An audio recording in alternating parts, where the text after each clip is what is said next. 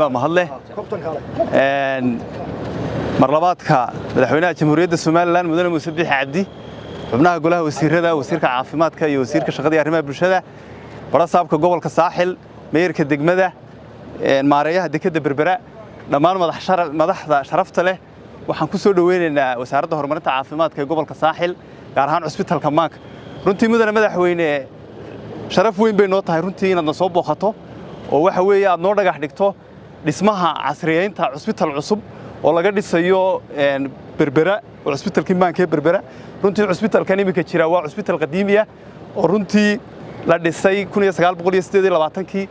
runtii waynu dareemi karaa waxa weeye cusbitaal hadda qadiimi ah oo waxa weeye u baahan in lagu sameeyo la sameeyo cusbitaal cusub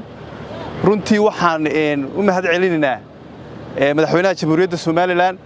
oo runtii markasta u taagan horumarinta guud ahaan qaranka Soomaaliland gaar ahaan markasta ka dareen celiya oo ka jawaab celiya baahiyaha ka yimaada caafimaadka waxaan kaloo mahad celinayaa wasiirka wasaaradda horumarinta caafimaadka oo runtii markasta nala dareena oo markasta ka fikira sidii bulshada reer Soomaaliland qof kasta reer Soomaaliland uu heli lahaa adeeg caafimaad oo bulsho adeeg caafimaad oo dhameystiran runtii mudane madaxweyne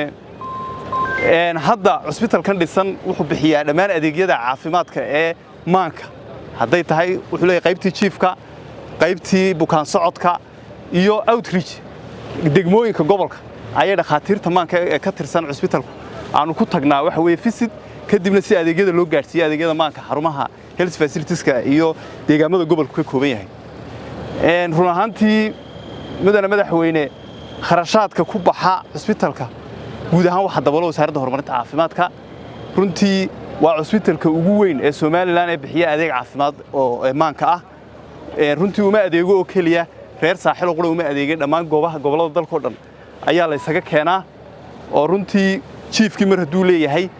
qofkiina laga haynayo qofkii markuu halka keeno familigiisu kuwa aan family haysana dawladda hoose ayaa ka soo qabatay degmada Berbera dhexdeeda kadibna keenta sidaas lagu la wareegaa oo adeegii wax kasta oo u baahan yahay qofkaas halka lagu qabtaa run ahaantii maantana waxa la inoo dhisayaa cusbitaal cusub cusbitaalkaas wuxuu noqon doonaa cusbitaal kordhin doona adeegyada cusbitaalkani bixinayay oo dhammaan ay bulshadu kaga raysan doonto baahiyihii caafimaadka ee Maanka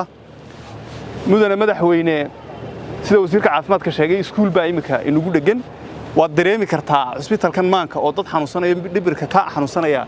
ay qabaan iyo iskuulkii oo ardayda adeeg muxuu ahaa ammaan ahaan inta isku jiraan marka runtii waxaan soo jeedin lahaa in halkaana ay noqoto meel lagu fidiyo cusbitaalka Maanka oo waxa weeye markay dadku bogsadaan loo sameeyo meelihii vocational training centerkii si ay bulshada markay dhex galaan hadhowto ay waxa weeye wax qabsadaan oo aanay bulshadii ku khalkhalin markay hadhow bogsadaan run ahaantii mudane madaxweyne waa ku soo dhaweynaynaa waa u mahad celinayaa maamulka gobolka iyo degmada oo runtii markasta nagala shaqeeya horumarka caafimaadka gobolka mar labaad iyo mar saddexaad waxaan u mahad celinayaa madaxweynaha jamhuuriyadda Soomaaliland oo runtii nagu soo booqday caafimaadka gobolka iyo wasiirka caafimaadka iyo dhammaan madaxda sharafta